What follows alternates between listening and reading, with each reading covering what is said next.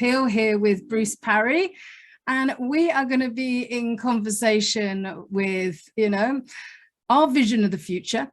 What does that look like? Why is it important to have different ways of looking at the future?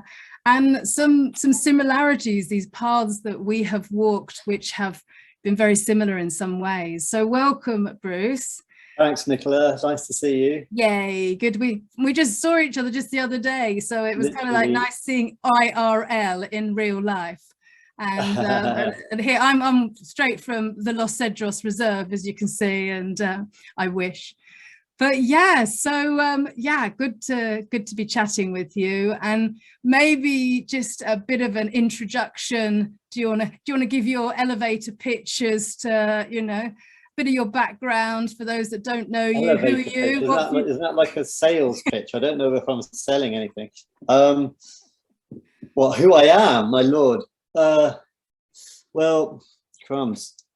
I guess what's interesting about me is that I'm incredibly lucky, and that's pretty much it.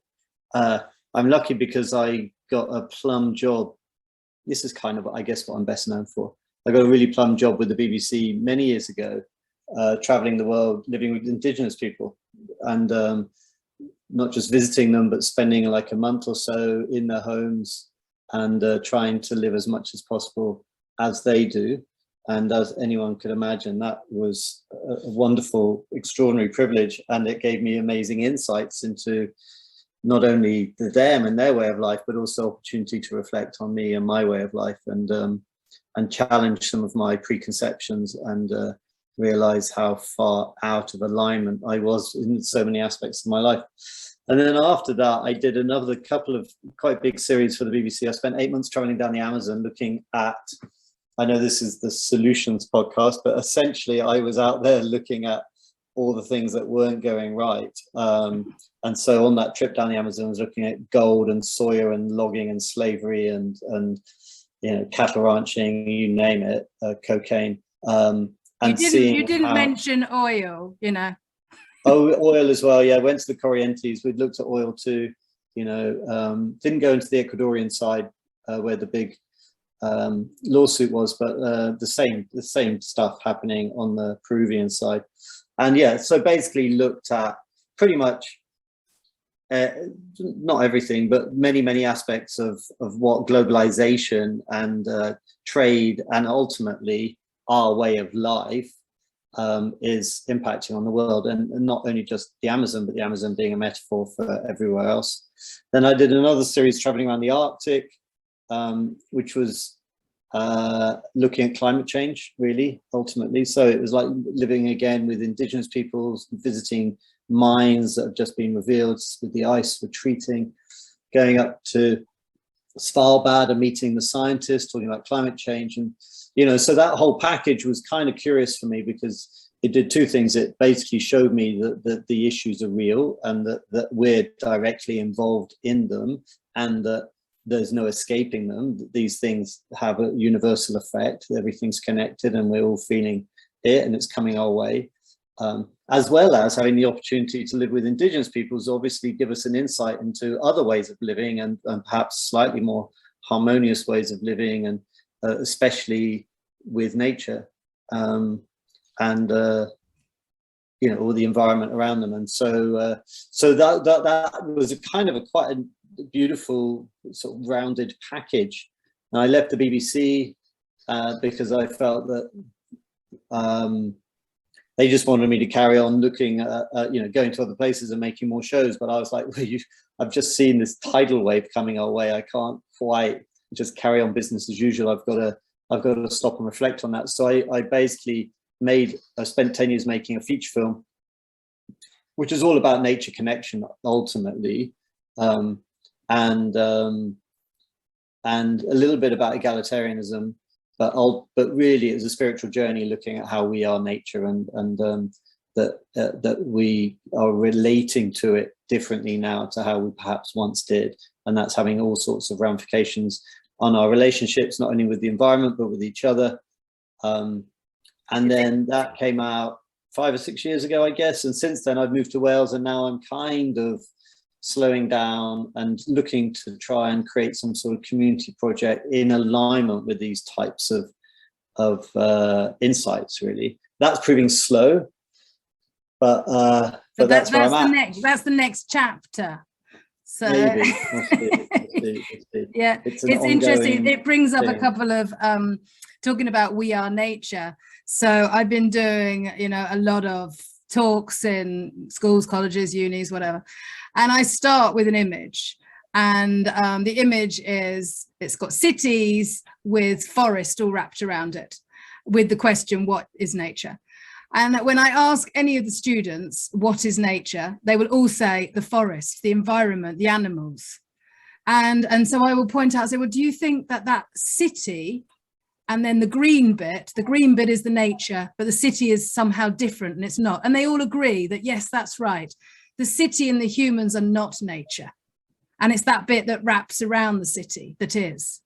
And we can kind of see that as, you know, in the West, our disconnect. Now, I know that if I ask many of the people that I work with in Ecuador, you know, what is nature? They know damn well that, you know, humans are a part of nature. We're just another animal on this planet. You know, not as important as the earthworms, but, you know, we are just another animal here.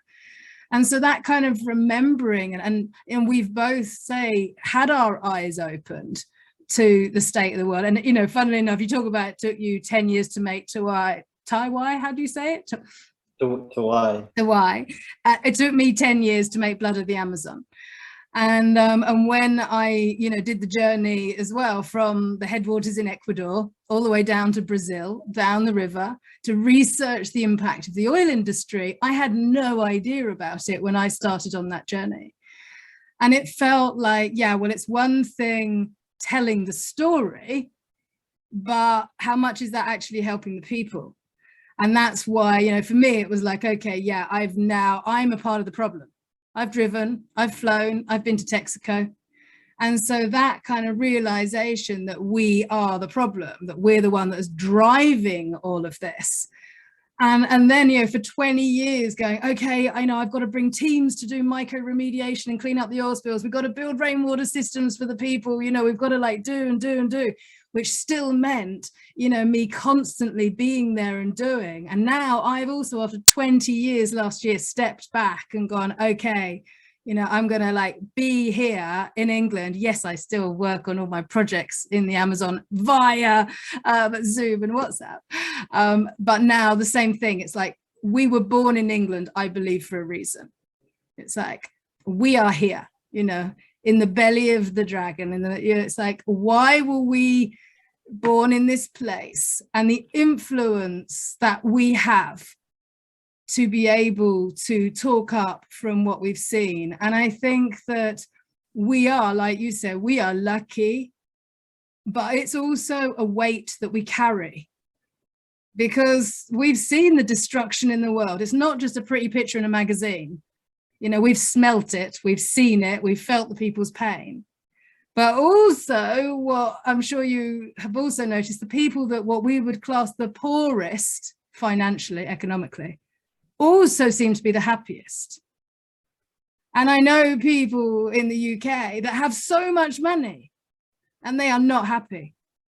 And when I kind of reflect on that, on the way the people in the Amazon are in comparison, you know, they have something that we have no idea about. And part of that is deep connection to land. So there's very few people, in fact, I don't know anybody in the United Kingdom that is great grandparents were born on the land where they live now. There's nobody in this land. They're lucky if their parents lived on that same piece of land. So how can we have that connection? Well, there's a few things there. I mean, some of my neighbours, I think, have been here and can trace themselves back. Well, sheep farming communities, the hill farming communities, they go back a long way. They have a deep lineage and a language and mythology and a culture, although the culture's obviously shifted, all cultures were alive. So I don't think it's so blanket as to say none of us. I think that we clearly are disconnected in many ways, including some of us who've been here, well, not us, some of those who've been here for a long time. I think that our practices don't necessarily reflect that deep ancestry. Yeah, we're waking up to it, and we're lucky that we've had these insights from our travels, and to bring them home and to try and be that here, to find a sense of belonging, to slow down, to become more comfortable in ourselves, in our bodies, to readapt our empathy for each other, and for really feeling the pain that we're inflicting on the planet, because until you start feeling it, you can't really act. Otherwise it just stays a concept, and you can monetize it and all these other things. It's like when you're feeling it, it's a very different sensation going on. So, you know, there's lots to do, and like the UK is a bit of a basket case of this. Like we're so disconnected here, much more so than a lot of our European neighbours, yeah, it's going to be a real struggle. And it's knowing where to start, because, you know, there are so many issues with the, you know, climate and ecological breakdown. There's so many strands in this tapestry, and people feel so overwhelmed, and they don't know what to do or where to act or how one person can make a difference, which is what I hear a lot. I'm just one person, I can't do anything. And moving people out of that belief to start with, for them to actually realize that, hey, you're one person, but you can create a ripple. And that's what we need, more ripples happening. But also I feel like people don't have a vision of the future. So if you can't see the future, how are we ever going to get there? So, you know, what we have been lucky enough to see and to be with people that have got some connection, that are living in some way that is harmonious. So it's taking from the past and learning from that as we move into the future. And so yeah, your kind of this new chapter that you're in Wales, you know, trying to live it and you know, be a part of a community that has roots and grows food and lives together in some kind of tribal manner. I mean, what do you see as, you know, why should we live like that? Well, my lessons, my insights have made it clear to me that I think that I could be happier. You know, ultimately, I think that there's more in it. I've been in avoidance of being still and being slow. I mean, we're all living with FOMO. We've all got social media telling us all these other things going on around the world. And, you know, and it's also fair that we've been very privileged to have had those experiences. So in some ways, it's easier for us to stop and slow down, because other people still want to go and have some of those experiences. And I get that. But ultimately, I think that learning to be in one place, learning to be with community, learning to come together and connect more deeply is really hard. But ultimately, I think that the dividends are greater, certainly for the kids and certainly for us as we get older, to be held. So there's definitely something in it. But it's a sense of remembering what that's like. And it's a letting go of this angst. And it's also, there has to be a lot of healing in that, you know, because to be still and to be faced with people in much closer proximity, i.e. in a community, is difficult. People find it hard enough to be in a relationship with one person, let alone a bunch of people. And the reason is because you get held to account. Your stuff comes up, you know, it's not easy. And we've kind of created this world that is exactly what we've wanted, and only just beginning to wake up to the fact that it's like we're sick. It's like we've created the sweetie shop and we're all dying of diabetes, and like no one quite knows why. And we've got all these different ailments that are coming to us mentally and physically and spiritually. And some of us are lucky enough to woken up and seen what that is, but most other people are still on their gerbil wheels trying to get that very thing that once they get it, it's only going to make their lives worse. So to me, a big part of this is narratives. And that's why as a filmmaker, I'm really interested in sharing insights and questioning society as it is. But it's hard, you know, because like for all of the journey that I've been on, the amount of times I've drunk ayahuasca and the amount of meditation retreats I've done and all the rest of it, and I'm still struggling in my own self. And my wounding is nothing compared to many people's. You know, I wonder, one of the things, the biggest insights I've had from living with Indigenous peoples is the real benefits of children growing up in community. And it's like so many of the wounds that we get, the traumas that we receive, which end up impacting our lives and being a part of this like constant movement rather than be with the pain of what that is inside us, is because of the difficulties we have in the nuclear family. You know, in a community, you just don't have the same issues arising. If the kids, mum and dad's having a hard time, the kids just go next door, you know, and it all gets diffused out over time rather than getting soaked up like sponges as happens in our type of society. So, you know, there's that's kind of an aim, is to try and recreate those sorts of things so that we can, you know, we can heal over time. And like, and I look at all of the, you know, the problems that I've had to deal with, and they're nothing in comparison with so many other people who've got so much worse. And it's no surprise that they can't be still and stop and slow down and be themselves. Not only because we live in a culture that doesn't even suggest that's a good thing, you know, keep moving, business as usual, keep going, and don't look inside, that shit's crazy, you know. That would be a narrative to challenge. And I get it why people don't want to stop, but ultimately we have to heal. I think the healing is the first step, actually. Yeah. And, you know, and our society really is just based on the premise, keep consuming. And keep consuming, but that's a symptom of something. It's a symptom of something, you know. But this is what our children are taught, you know, from, you know, what I'm seeing with so many kids around at the moment is, and I know from, you know, my family, and they don't know how to play anymore unless it's, you know, a gadget. But to actually that creative sense of being able to just go out into the world and a couple of sticks and stones or whatever they can find joy out of.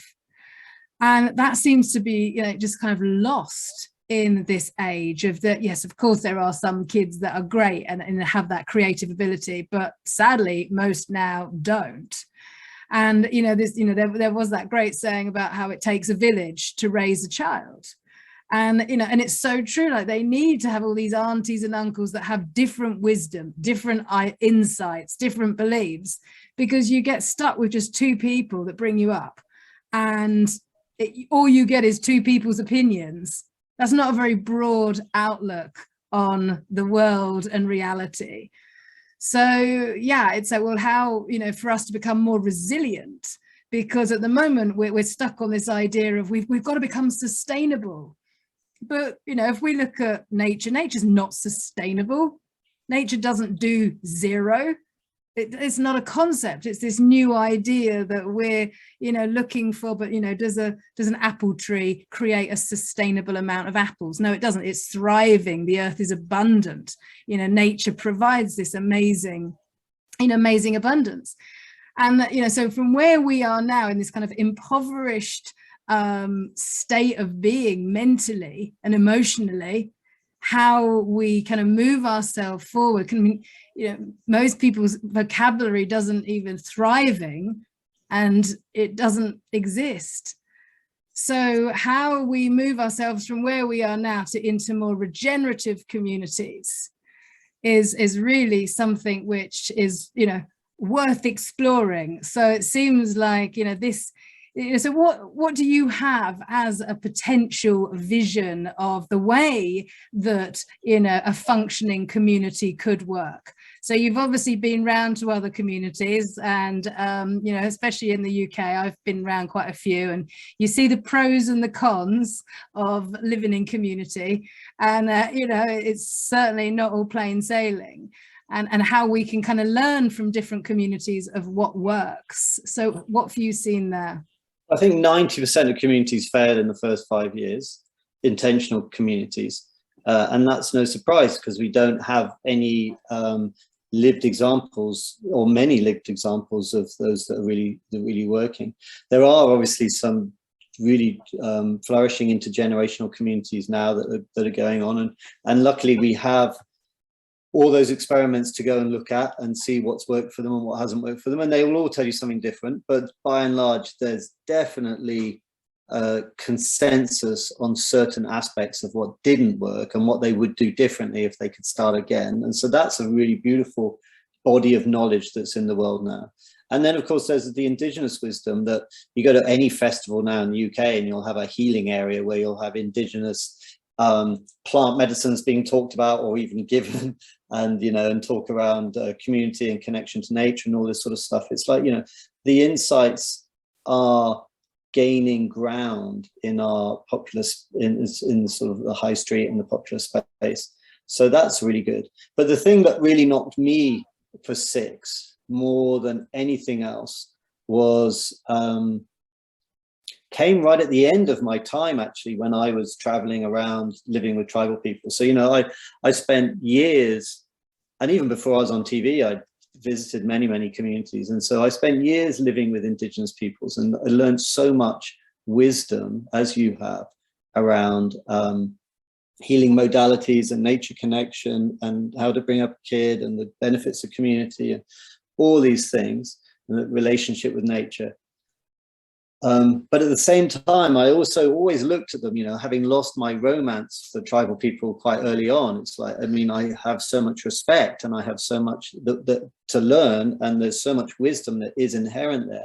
But they're also human, just like us. And I remember thinking, Crumbs, like, yes, there's so much to learn here, but ultimately we as a species are actually really problematic, in that we're causing many of the same issues that we have in our types of society, they also have in theirs, albeit on a much smaller scale and much less impact.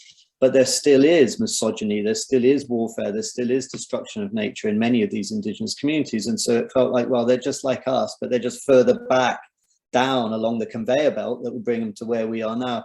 And I kind of got a bit despondent about us as a species until I met the last group that I ever went to visit. And that just totally blew me away. And it's that group and then a few others who are like them that I've now engaged with more deeply. And it's in that area in particular that I gain my greatest hope. And that's what's inspired me most for it, and that I want to talk about most and want to reintegrate most. It's like there's something about those groups, and basically those groups in a nutshell were all of the ones who were existing before the Neolithic Revolution, all of the ones who weren't affected by the domestication of plants and animals for food.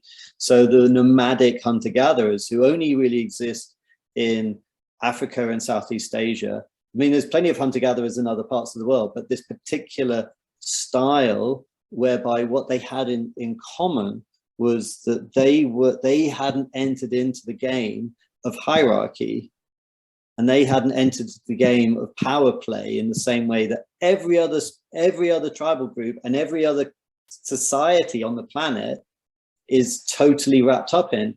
And that's what totally knocked me for six. It's like it was a completely different operating system. And then I started researching it more and came to realize that actually this is probably our most resilient way of being, and the way of being that we were mostly in. This is contested, but I genuinely think there's a lot of truth in it, that this is probably how we were as a species for 95% of our time on the planet, up until the agricultural revolution, where power and hierarchy and ownership and warfare and all of these things came about. And so when I then look back at all of the other indigenous groups that I had lived with, for all of their wisdom and all their wonderful ways, they all had a chief, they all had a shaman, they all had strata, and that in its own right was playing out in all sorts of ways. And yet these groups, which like I said, are only in Africa and Southeast Asia, didn't even make it to the Americas. It kind of dissolved as we came out of the tropical belt. There are some civilizations that potentially even kept some of this going for some time, but ultimately what you realize when you meet groups like this is like, wow, their whole structure, their whole narrative structure and everything about how they are is almost completely the opposite to any anyone else on the planet.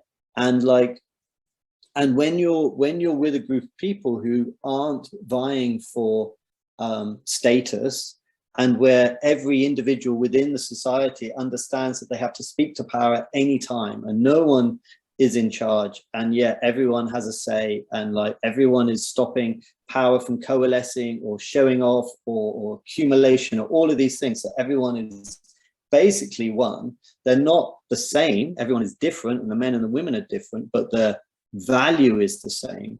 But what you notice as a net result of them is that they're not trying to consume, because that doesn't have a place in their society. And what ends up exuding instead is like free time and playing with your kids and like being with nature, and all these other things end up being what actually you spend your time doing. And you compare that to us, where nearly every step on my gerbil wheel is trying to accumulate more so that I can show that I'm more, so that I can be like the Joneses or outdo the Joneses or get that better job, and all these things.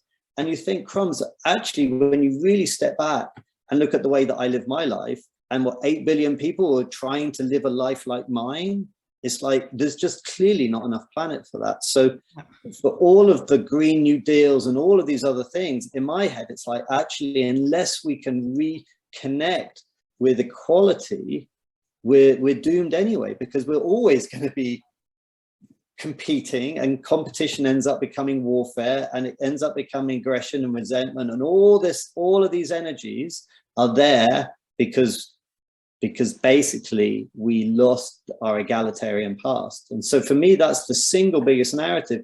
And also, when you actually hang out with people like that, they're, you know, you mentioned happy earlier, and it's really hard to sort of like make blanket statements about being happy. And I definitely don't want to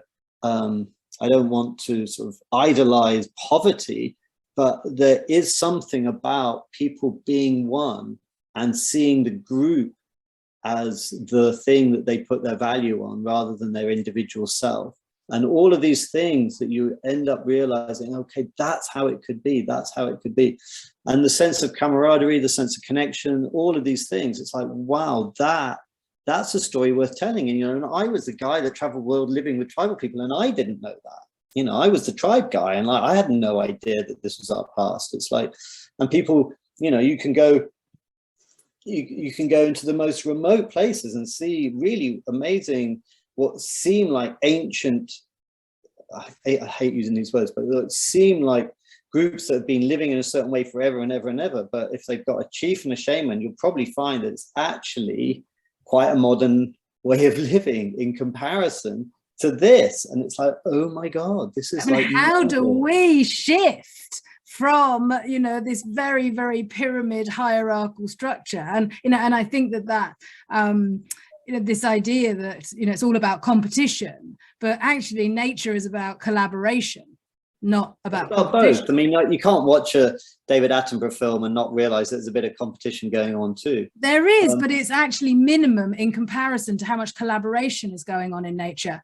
So yes, of course, you're going to get, you know, you're going to get that, but it definitely seems like overall, if we look at like all the species on the planet, how much competition is going on and how much collaboration is going on. What I just offered feels so, you know, you've got very bright minds out there in the public space today talking about how competition has always been there. It's been there since we were, you know, arthropods, and then through the lobsters and into where we are now. And like, so competition's always been there. We look out now and we see competition in the marketplace. We see competition in ourselves, in our family. We see it everywhere.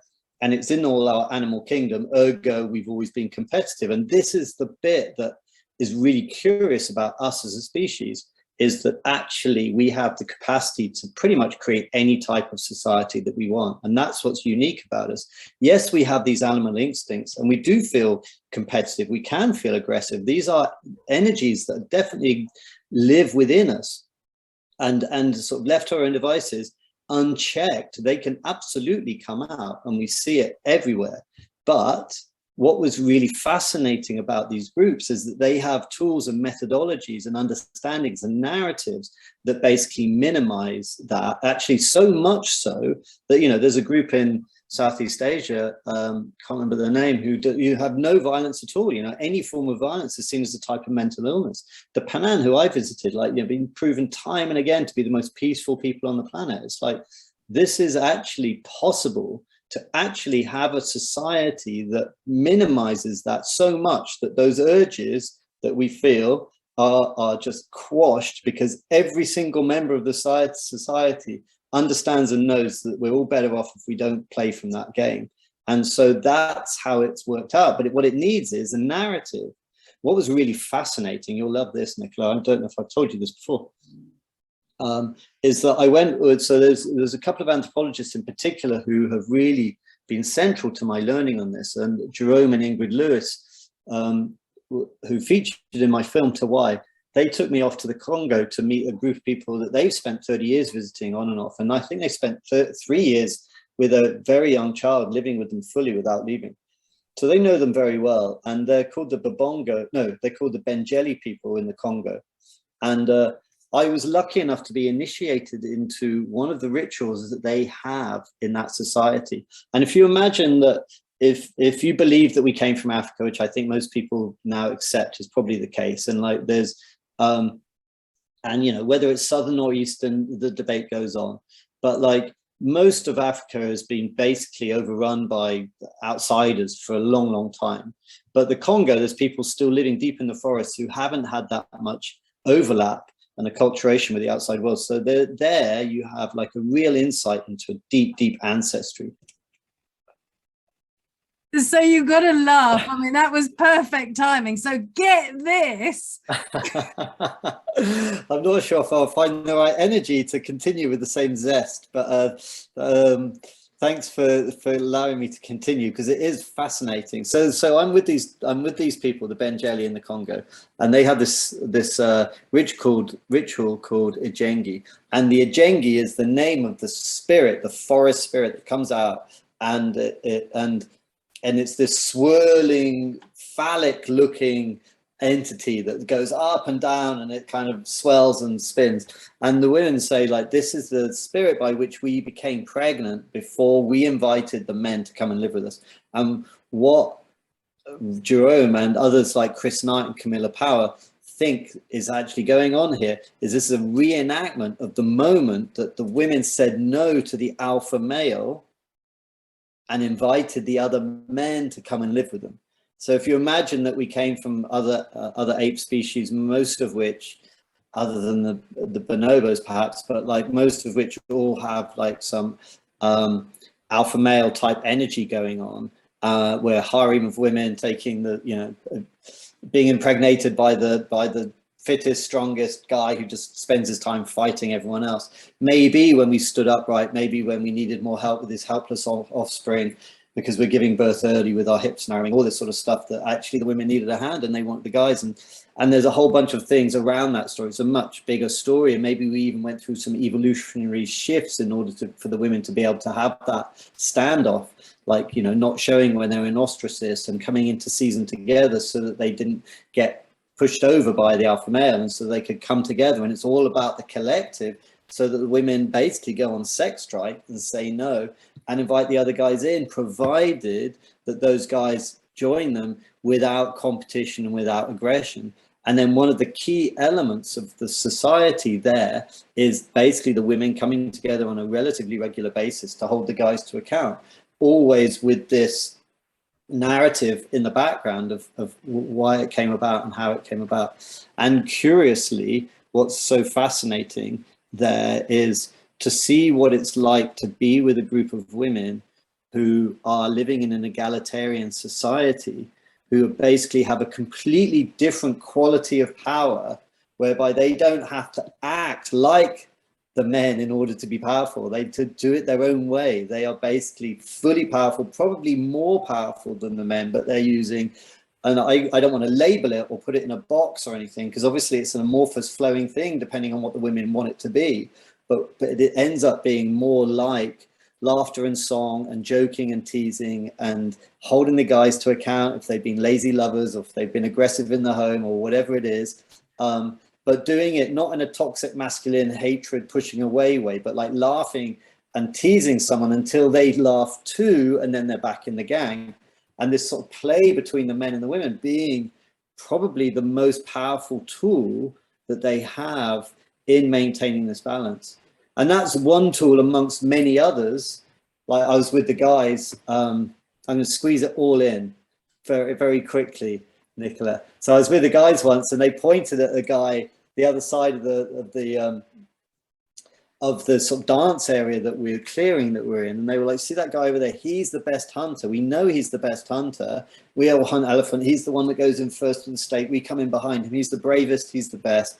But a couple of years ago he started showing off that he was the best, so of course we had to refuse hunting with him anymore, and the women refused to cook his food because we can't have that.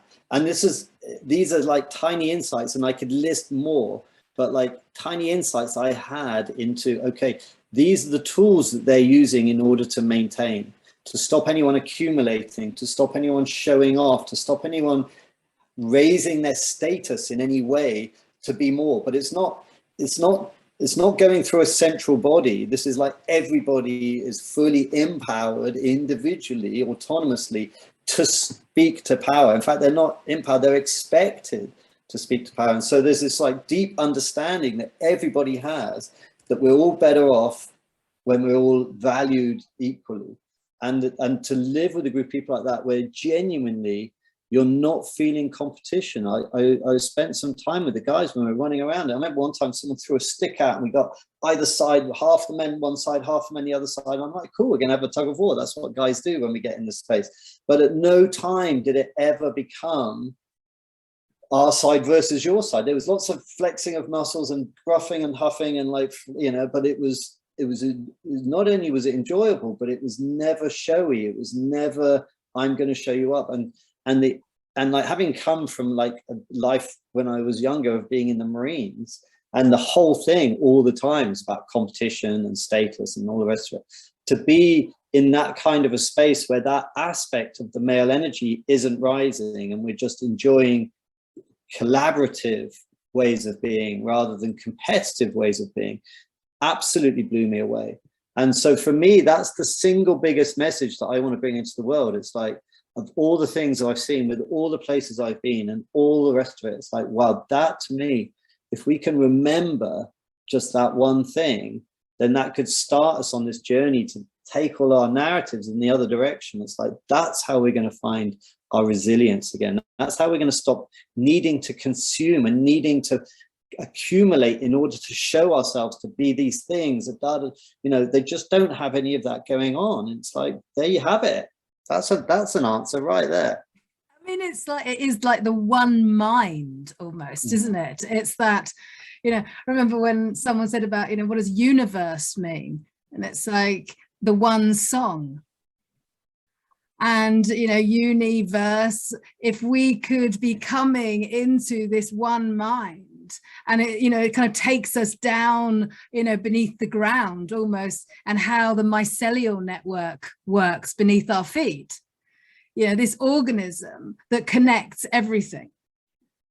And so when we bring this into, you know, this community space, and how, yes, we all have different strengths and weaknesses, but moving that to be the benefit of, you know, our community, or, you know, wherever we're living. So, I mean, it is, you know, exciting that it's a, you know, it is a possibility. We know, and you've seen that it works. It's not just a fantasy. I think it might be our only hope. But how then? How do we get from where we are now, which is in such a steep hierarchical, you know, with the corporations sitting right on the top, and then the government's a little bit below that, and, you know, we're in this. The place I came to was the kind of thinking that Buckminster Fuller and Einstein and others had, which is like, and this is also what the women knew when they were challenging the men. It's like, don't try and tackle that hierarchical, aggressive apex power system using the same quality of power that it has, because you won't win. Yeah. It's too strong, you won't win.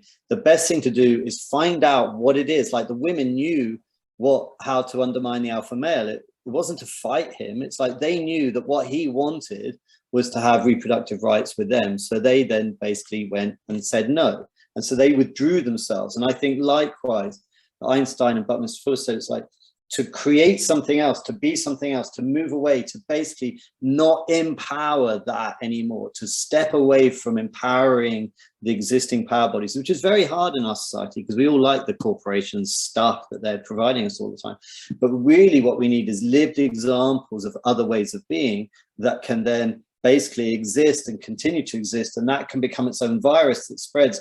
And then all of those powers that at the moment are like kind of all powerful will end up dissolving because they're not being empowered anymore. And I know that sounds really romantic and impossible and 1,000 miles away, but like if we could have lived examples that existed in other ways and people realize, oh my God, it's actually they're happier. People are happier. I think you can find deeper happiness in this kind of connected way of being than you can have on your gerbil wheel going to the factory or the office or whatever else it is every day. It's like there's so much more that we can have as a society, but it does need to go hand in hand with healing. You know, it's like to just unleash sort of egalitarian principles into the society now would be chaotic because we're all carrying so much stuff that will sort of erupt. So I think that all of these things have to happen in conjunction with each other.